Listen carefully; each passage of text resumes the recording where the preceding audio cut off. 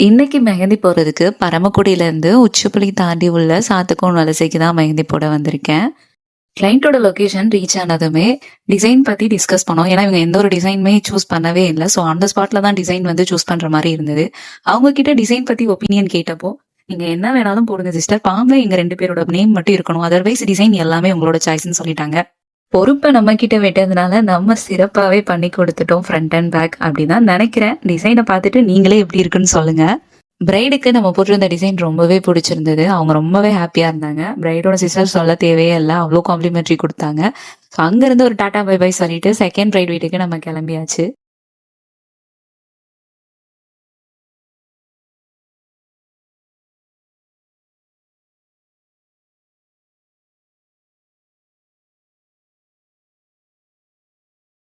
சன்சாரோட கொடும தாங்க முடியாம அடிக்கிற வெயிலுக்கு கூலா ஒரு இளநீ குடிச்சிட்டு வெயிட் பண்ணிட்டு இருந்தேன். பிரைடுமே வந்துட்டாங்க.